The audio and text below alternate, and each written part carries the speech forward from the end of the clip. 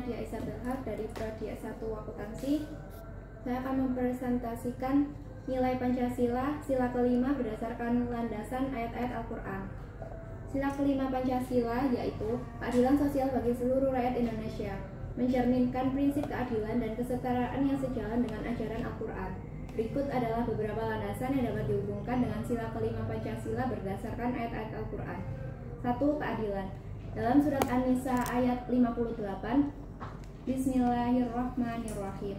Innallaha ya'murukum an tuwaddul amanati ila ahliha wa idza hakamtum bainan nasi an tahkumu bil adli innallaha ni'ma ya'idukum bi innallaha kana sami'an basira. Yang artinya, sesungguhnya Allah memerintahkan kamu untuk menyampaikan amanat kepada yang berhak, dan apabila kamu menetapkan hukum di antara manusia, hendaklah kamu menetapkannya dengan adil. Ayat ini menekankan pentingnya keadilan dalam setiap aspek kehidupan, baik dalam hubungan antar individu maupun dalam penegakan hukum. 2. Kesejahteraan dan kepedulian sosial.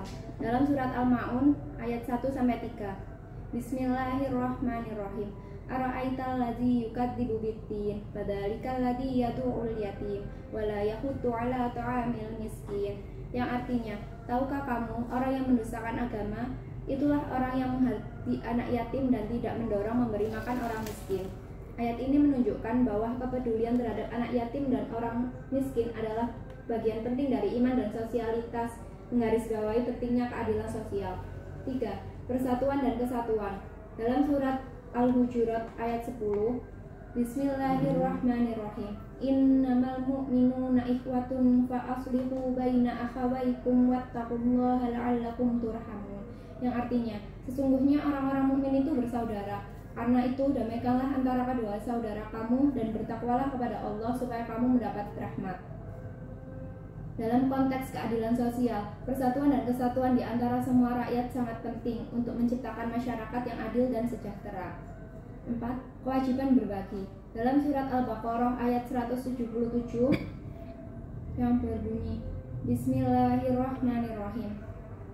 Laisal birra an tuwallu wujuhakum qiblal musyriqi wal maghribi walakinnal birra man amana billahi wal yaumil akhir wal malaikati wal kitabi wan nabiyina wa atal mala ala hubbihi dawil qurba wal yatama wal masakin wa ibnas sabili was sabilina wa fi riqab wa aqamas sholata wa ataz zakata wal mu'funa bi'ahdihim idza ahadu wasabirina fil ba'sa'i wad dharra'i wa hinal bais ulaika alladzina shadaqu wa ulaika humul muttaqun.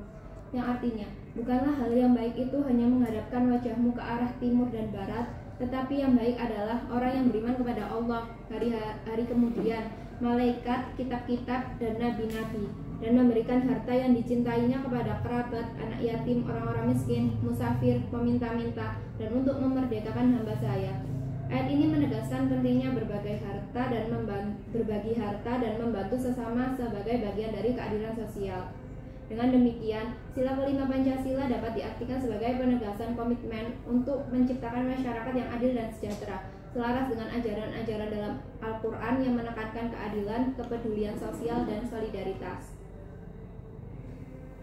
Nilai-nilai Pancasila berlandaskan hadis. Beberapa prinsip dalam Pancasila dalam dikaitkan dengan ajaran Islam melalui berbagai hadis yang menekankan nilai-nilai kemanusiaan, keadilan, persatuan, dan ketuhanan.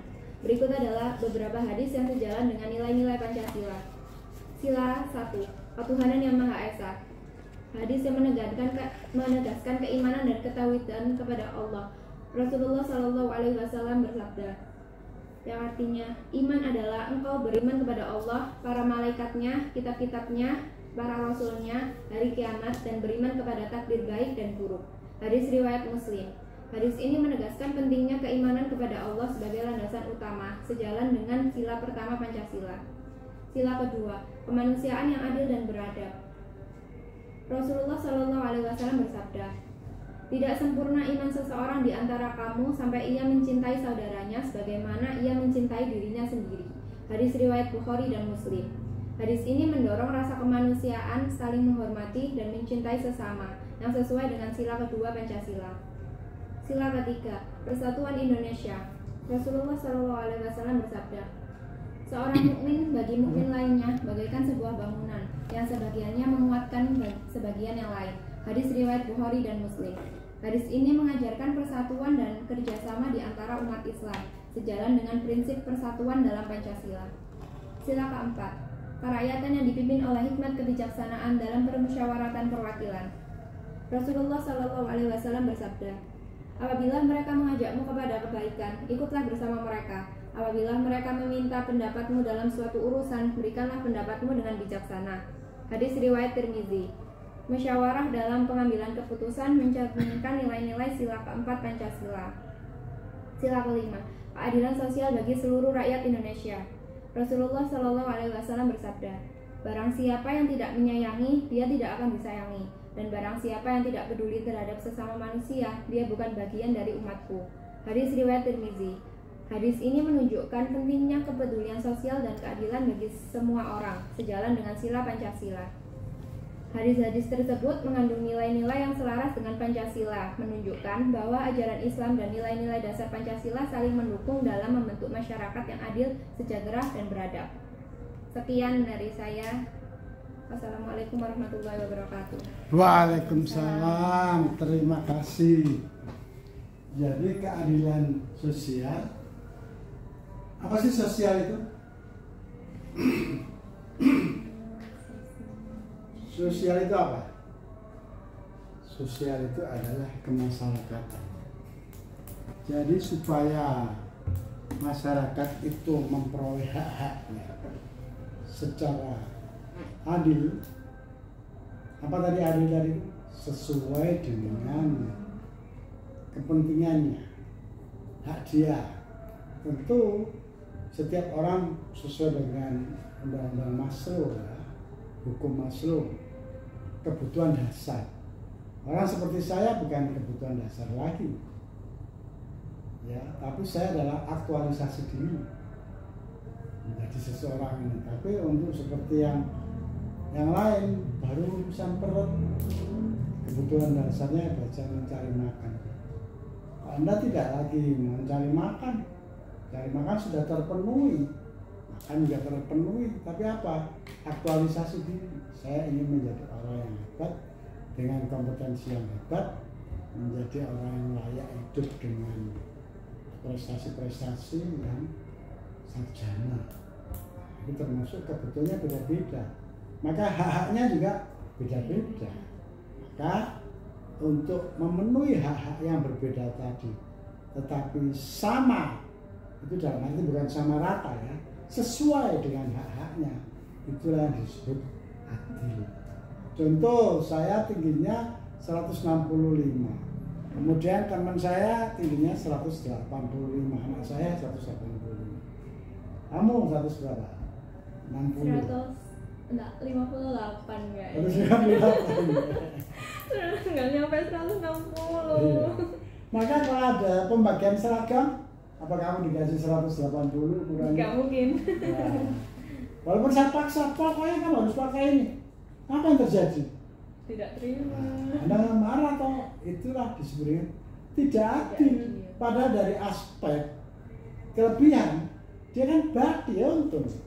Wah, aku oleh bagian 185 cm karena saya tingginya itu 1 cm, saya untung 20 cm. Tapi dia nggak terima, nggak mau. Karena apa?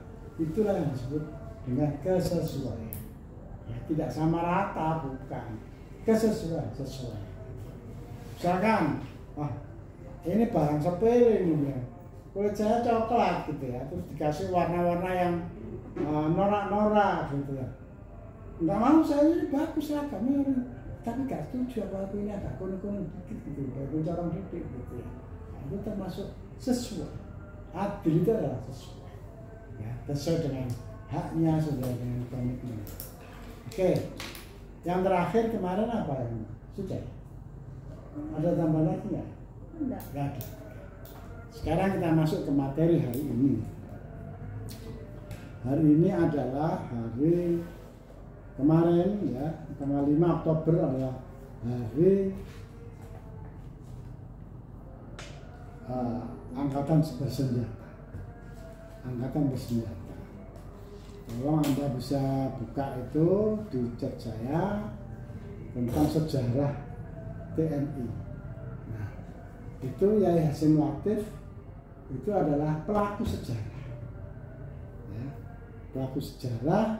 Beliau dulu dari Hizbullah, karena dulu itu BKR, Badan Keamanan Rakyat itu isinya dari berbagai macam pejuang-pejuang, kemudian berubah menjadi Tentara Rakyat Indonesia, kemudian berubah menjadi Tentara Nasional Indonesia.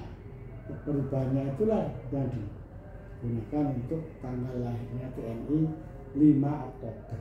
Mengapa tidak 17 Agustus pas merdeka itu? Karena waktu itu masih dalam bentuk tadi pejuang-pejuang yang mana-mana baru direstrukturisasi organisasi. Nah, undang-undang yang melegitimasi tentara itu adalah undang-undang tentang TNI dan undang-undang kepolisian. Nah, kalau polisi dulu pernah polisi itu menjadi satu disebut dengan ABRI. Apa ABRI itu? Angkatan bersenjata Republik Indonesia. Kamu berarti ini lu bukan orang Jepang ya, orang Cina ya. Rodi gitu nggak bisa bilang Rodi gitu. Rodi bisa.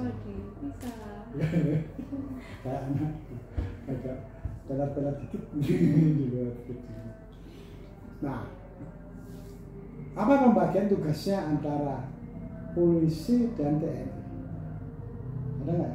Ada tupoksi, tugas pokok, fungsi. Kalau polisi apa? Kalau tentara apa? Polisi melindungi rakyat. Sama, tentara juga melindungi negara. Ya sama, polisi juga melindungi negara. Di situ ada kata-kata hankam. Nah ini simbolnya. Nah ini apa nih? Simbol H ini simbolnya hankam. Ini simbol hankam. Pertahanan dan keamanan. Pertahanan itu untuk tentara. Jadi mempertahankan negara ini dari orang-orang yang invasi, yang menjajah, itu namanya hankam. Han, pertahanan. Nah, sementara keamanan dan ketertiban polisi. Itu adalah polisi. Nah, militer yang disebut militer hanya tentara. Tapi kalau polisi itu bukan militer, tapi sipil. Makanya pegawainya namanya ASN, aparat sipil negara. Nah, orang-orang yang memiliki keterampilan militer itu bukan militer, walaupun bajunya militer, seperti Menba. Ini untuk memberi kesan bahwa saya punya keterampilan militer. Saya bisa nembak, saya bisa ngebom, granat, bisa mimpin, saya bisa terjun dari gunung ke bawah dengan saya merangkak dan saya itu termasuk banser. Tahu banser ya? Nah, banser itu adalah orang sipil yang mendapat keterampilan militer. Nah, perang sekarang ini di Hamas, di Hizbullah itu bukan militer yang perang, semacam banser gitu. Bansernya Libanon, bansernya Palestina. Jadi yang perang dengan Palestina bukan tentara Palestina, bukan, tapi bansernya Palestina. Dia punya keahlian, hanya yang membina adalah Iran. Nah, melakukan itu. Nah, jadi kembali lagi bahwa kalau hankam itu adalah TNI dan polisi. Kalau polisi melindungi hak-hak sipil warganya. Apa hak sipil itu? Ya itu tadi, bagaimana mencari nafkah, mendapatkan ekonomi, bagaimana tidak tarung sesama teman, bagaimana tidak dicuri, bagaimana tidak apalagi mendapatkan ketenangan di dalam lingkungan. Ya. Nah, di situ ada polisi yang macam-macam bagiannya. Bagaimana kendaraan itu aman, ada lalu lintas, bagaimana masyarakat itu tidak ada konflik, maka ada babin lalu bina masyarakat ini. Nah, itu sangat penting. Pengadilannya kalau polisi itu pengadilan umum, pengadilan rakyat biasa. Tapi kalau TNI pengadilannya di mana? Pengadilan militer. Jadi nggak boleh. Walaupun megang STN operasi SIM itu yang operasi bukan polisi nggak berani. Tapi apa? Polisi militer. Apa Pomal? Nah, Pomal polisi militer angkatan laut, Pomat polisi militer angkatan darat. Terus ada ada lagi apa? Yang perempuan itu namanya? Kawat itu? Kawat. Komando wanita angkatan darat. Kalau kawat darat. Ini sekarang haknya sudah sama semuanya.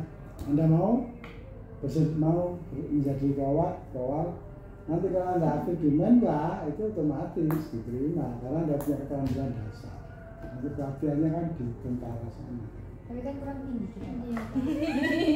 Kurang cuma 148. Oh, berapa? 148.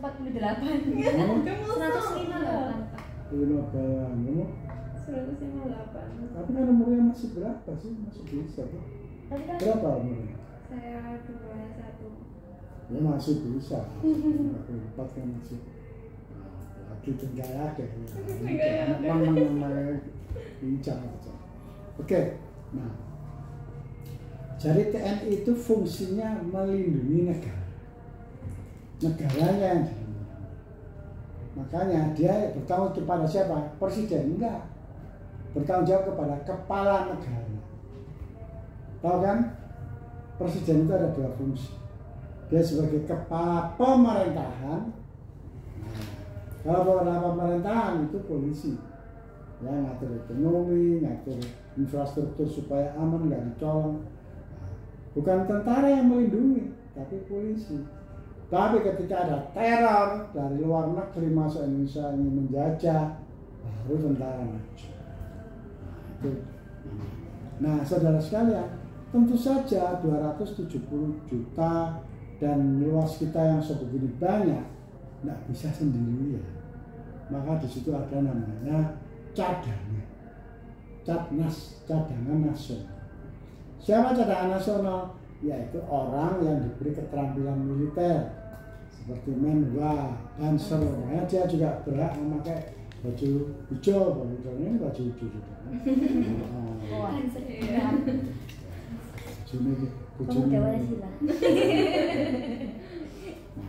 Jadi Abah ini dulu adalah habis dari Hizbullah menjadi tentara dan mendapat veteran terakhir dinas itu di Gunung Sari sebagai sekarang kepala sekretariat Kodam, ya Kodam. Apa Kodam itu? Komando Distrik Militer. Daerah Kodam. Kalau Kodim distrik. Di sini tuh ada Kodim kok. Nah, tadi distrik kecamatan. Sorry. Nah, pertama Kodam itu provinsi. Di bawah provinsi apa? Kabupaten itu namanya Kodim. Nah, Kodam itu daerah, Dim itu distrik. Nah, ini Ramil. Koramil, apa Ramil? Rayon. Rayon itu kecamatan. Nah, itu organisasinya. Kalau polisi sama juga. Nanti adalah Polwil, Polda, kemudian Polres, kemudian Polri paling gede. Paling kecamatan apa namanya? Polsek. Polsek. sektor. Nah, harus paham itu. Karena apa? Anda itu sebagai warga negara punya hak dan punya kewajiban. Coba nanti dicari ya, undang-undang tentang hak-hak warga negara dan kewajiban warga negara. Jadi di ChatGPT. Nah, jadi kita sendiri itu harus bergabung di dalam atau bisa memenuhi hak-hak kita. Salah satu haknya adalah mempertahankan atau membela negara. Nah, itu adalah haknya. Tapi rata-rata yang apalagi yang belum 160 haknya tinggi-tinggi gitu ya. Iya Kak. Haknya tinggi-tinggi. Kalau saya kan paling 3 cm gitu, kamu kan bisa 10 cm gitu ya. Oke, it's just true. Berikutnya saudara, namanya membela negara itu fisik juga harus kuat. Kenapa? Duel sama orang harus bisa. Laki perempuan.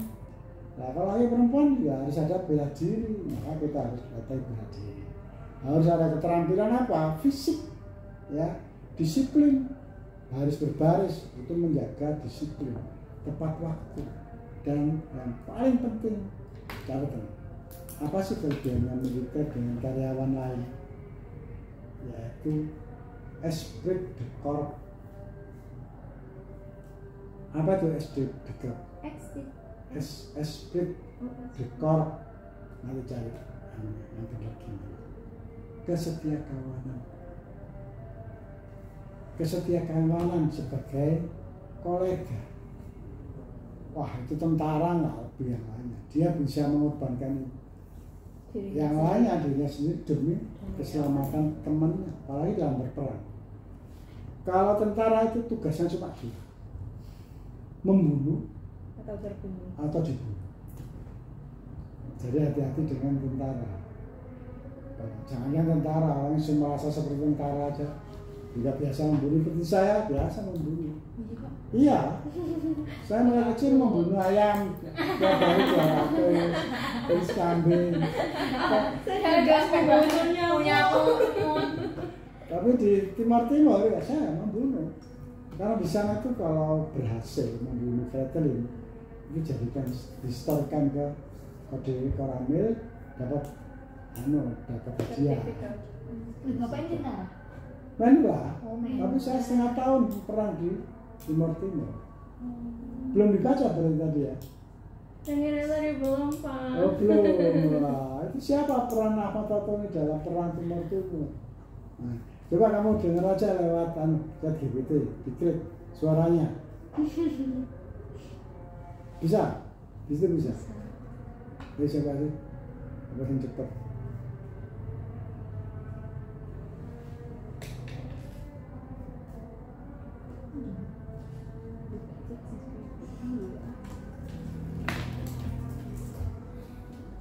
Suara apa?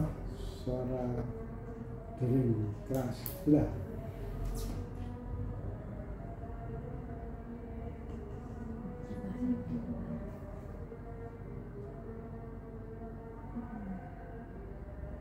Susah membuat berpikir untuk bisa menghasilkan itu kalau bermakna.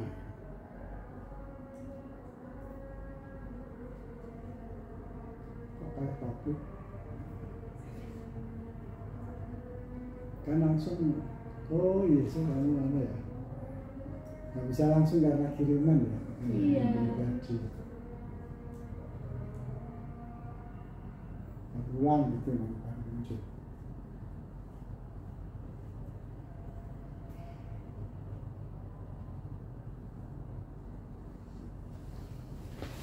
Konflik di Timur Timur yang terjadi setelah migrasi pada tahun 1970 memang menjadi bab penting dalam sejarah Indonesia, terutama dalam konteks menjaga keutuhan negara kesatuan Republik Indonesia.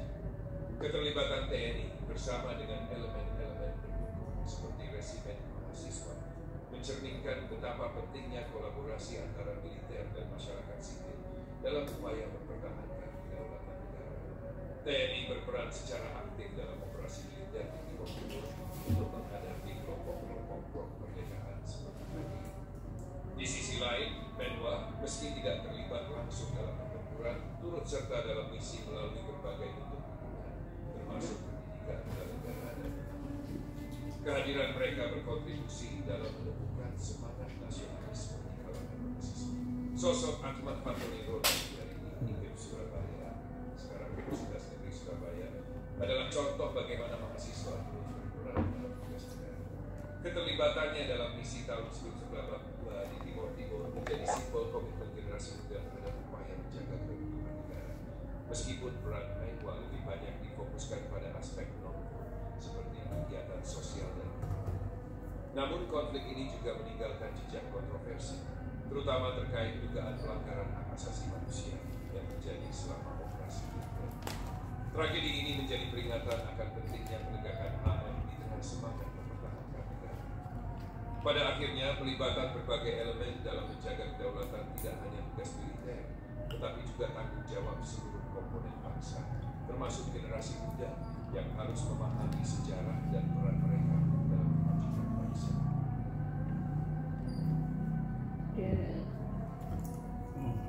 Masih ada lagi nanti ya.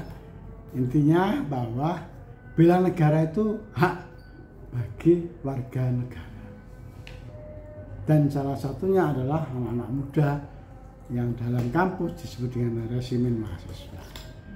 Resimen mahasiswa. Di dalam tentara itu ada yang namanya komando. Apa komando itu? Orang siap melaksanakan tugas. Makanya hukum tentara itu tidak boleh melawan perintah atasan. Kamu di perusahaan, kamu ke sana. Enggak Pak, saya mau karena alasan ada aja kan. Kalau tentara enggak boleh ada alasan. Melawan tugas, melawan perintah itu namanya disersi. Hukumannya tembak mati. Itu tentara. Nah, jadi dan itu disiplin, patuh. Tapi itu tadi kelebihannya apa? Esprit de corps, kesetiakawanan anggota. Itu sangat luar biasa. Oke, saudara sekalian, apa sih bela negara itu?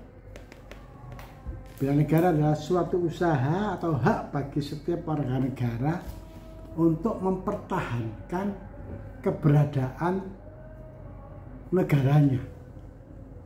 Nah, ada 4 pilar dari negara Republik Indonesia. Apa aja itu? Supaya gampang singkatannya, maka saya bilang dengan kata-kata PBNU. PBNU. Supaya gampang menghafalkan. Apa PBNU itu? Itu yang kita bela. Jadi kita ini berhak membela PBNU. Bukan pengurus besar Nahdlatul Ulama, bukan. P-nya apa? P-nya adalah ideologi negara. Yang disebut dengan apa? Pancasila. Yang kita sekarang belajar. Bukan belajar sekarang, menganalisis. Ya. Kalau kita kan sudah kampus, jadi menganalisis, bukan belajar. Jadi yang sudah kita belajar tadi kita renungkan dengan keseharian kita, benar gak sih? Orang bertuan sekarang seperti itu.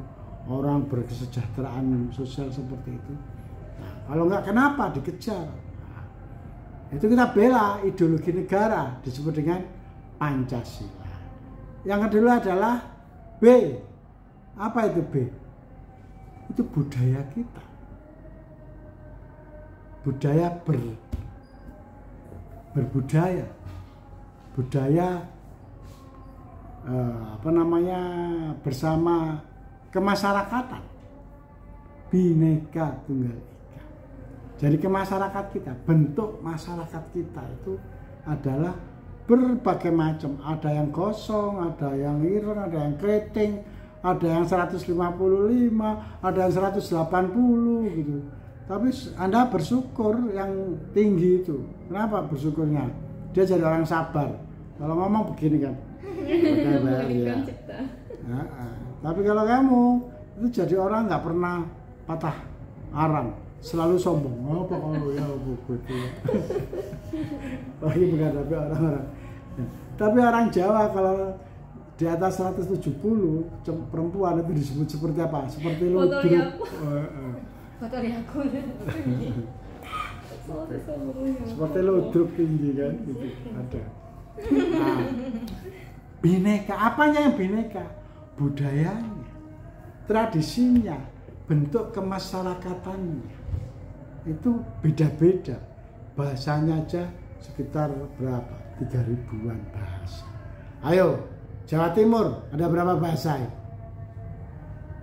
Ayo, hitung. Jawa Mataraman. Ya. Jawa Mataraman itu Jawa Timur mana? Jombang, Kertosono sampai ke Solo, Ngawi. Itu piye le kowe itu Mataraman. 2, Arek. Nah, ini sepanjang Malang, Surabaya, Gresik itu arek. Ngomongannya yang kasar-kasar gini. Kono jo ono mate ayo. Jadi kata-kata bukan meninggal, tapi mate. Apalagi Osing yang Banyuwangi itu. Ya, ada lagi yang di Bojonegoro, bahasa sendiri tuh apa namanya itu. Kemudian ada lagi Madura. Madura aja juga ada Madura yang Pamekasan apa Sumenep yang halus-halus dan Madura ini Bangkalan. Ini Jawa Timur tuh itu. Ini mana Madura? Asli Jawa, Pak. Jawa mana? Timur. Jawa mana? Lahirmu di mana sih? Lahir di Gresik. Oh, Gresik. Ya itu arek. Terus kamu? Lahir di Surabaya. Arek terus? Lahir di Sidoarjo. Arek juga ya, arek apa? Ya. Bahasa. Jadi saya waktu SD paling jelek nilai saya itu bahasa. Karena diajari bahasa Soloan, sementara kita arek bahasa. Oke, itu B, bineka. N-nya apa? Itu harus kita bela. Jadi kita harus membela orang Timur orang Timur ya sekarang ini, NTT yang keriting-keriting ireng gosong, teman juga yang ada di Aceh yang putih kayak Eropa, ada orang pada itu harus kita bela, dihargai mereka. Tapi juga ada N-nya, apa N-nya itu? Itu adalah bentuk negara.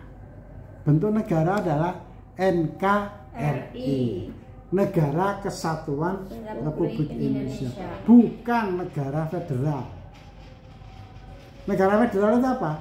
Masing-masing provinsi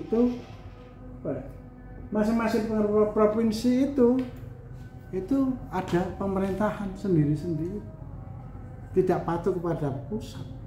Tapi kita satu, walaupun ada otonomnya terbatas.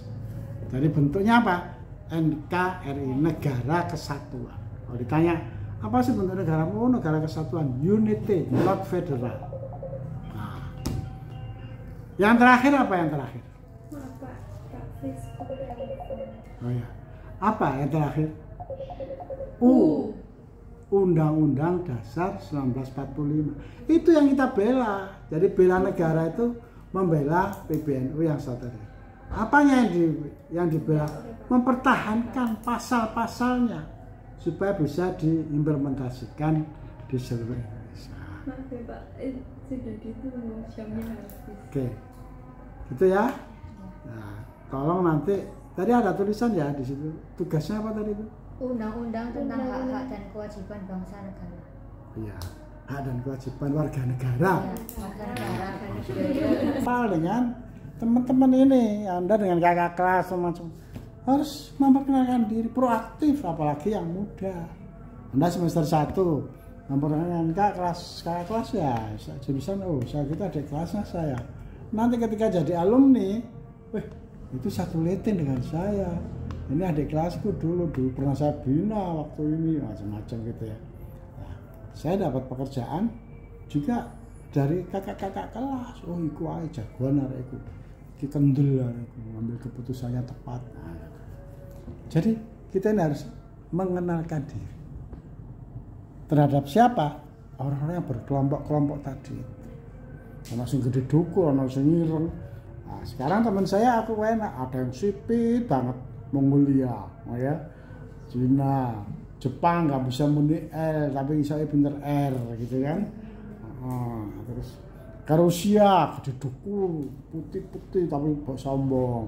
Ke Australia, saya ke ke mana? Ethiopia, wireng-wireng, bukannya hitam tapi gosong, ireng loh, kalah ireng loh. Ya itu.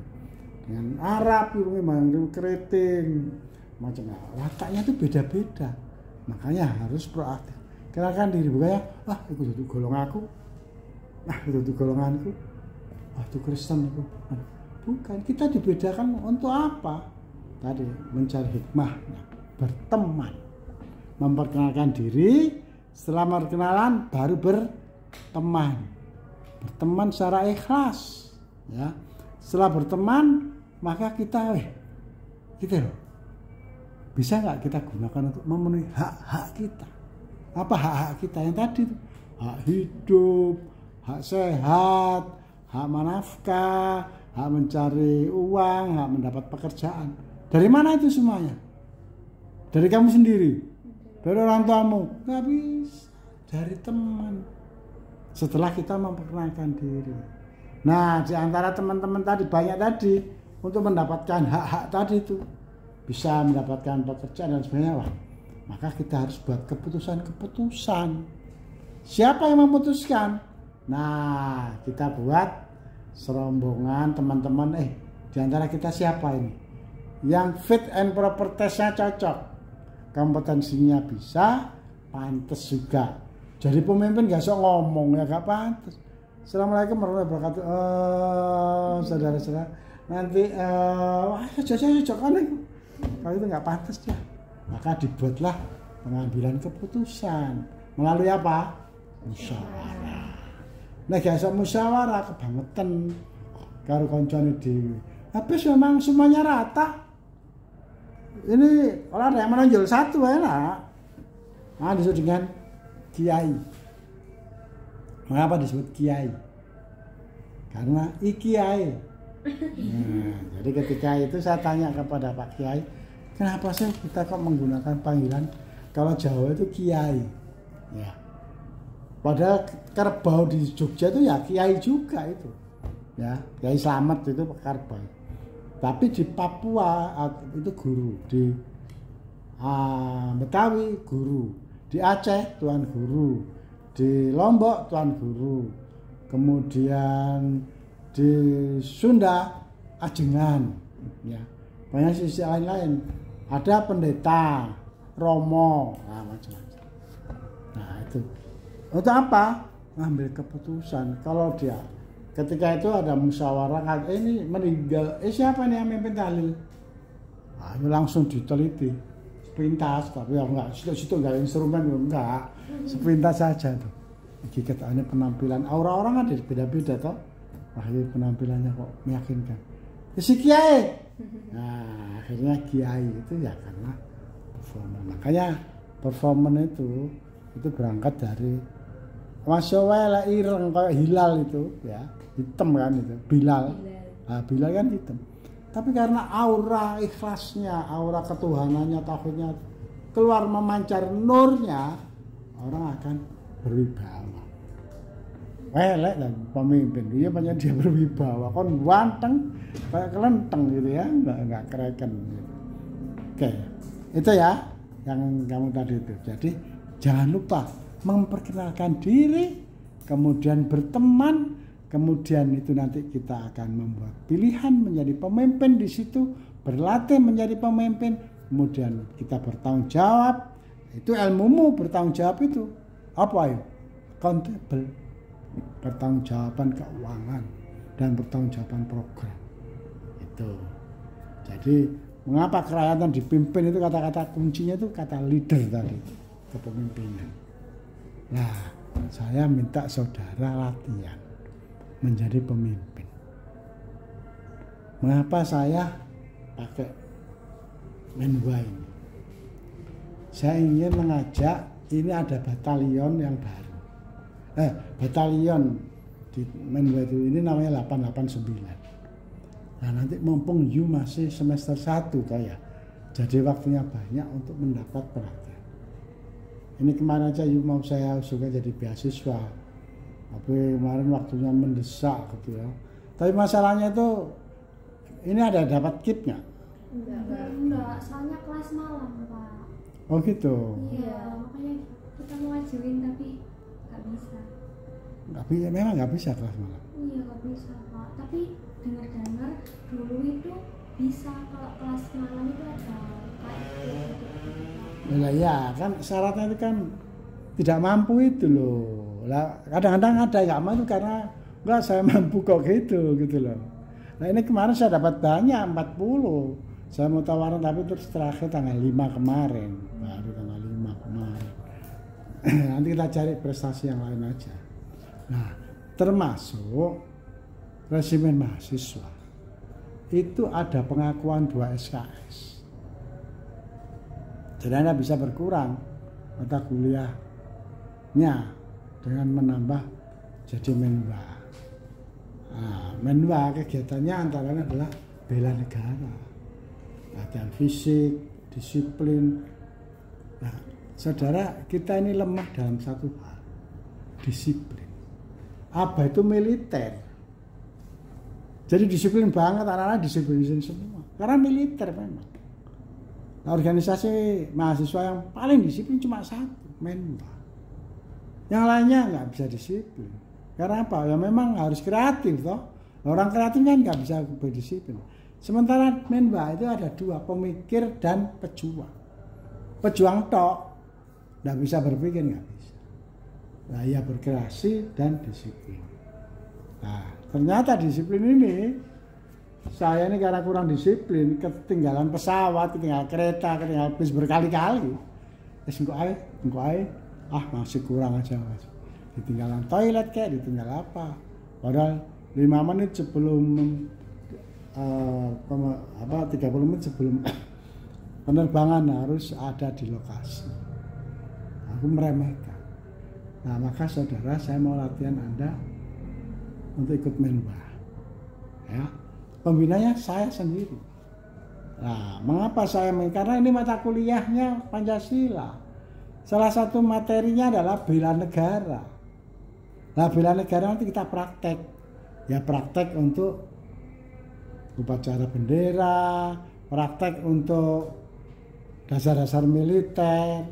Nah, untuk perempuan bagus sekali zaman sekarang. Fisiknya diperkuat, ini diperkuat untuk menghadapi laki-laki yang hidung belakang banyak sekali.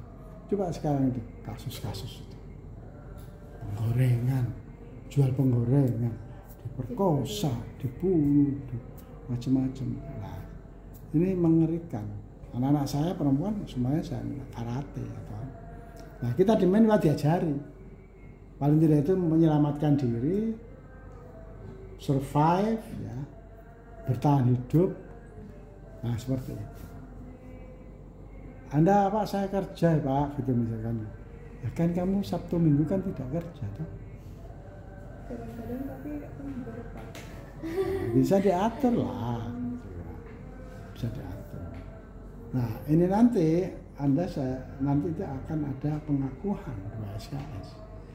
Coba you lihat di video yang saya kirim itu kan, itu ada. Ya, lanjut, silakan. Untuk apa? Melatih leader. Ini tadi saya ketemu kehadiran junior saya, yaitu Amir, yang sekarang calon Bupati Sidoarjo, ke rumah. Mengapa? Dia dulu kita bantu. Besok Khofifah tanggal 20. Mengapa? Dia juga leader organisasi. Ya. Termasuk saya. Itu mengapa? Tadi itu kata-kata berteman tadi itu. Sehingga saya nggak pernah ngelamar pekerjaan seumur hidup. Dikasih teman, kasih teman. Saya ke Jakarta itu Khofifah yang suruh. Jak sama namanya Gus Dur ngewangi jadi direktur di SDM di Kementerian Riset Jakarta. Nah, itu antara teman. Nah, karena itu tadi, makanya itu saya biasakan latihan. Ya, lanjut. Oke. Terima kasih. Tugasnya ini ya. Oke, tentang hak dan kewajiban warga negara. Nah, terus nanti dilihat dari kacamata Anda itu punya hak yang lebih Anda suka itu hak yang mana. Sekarang itu Anda butuh hak yang apa?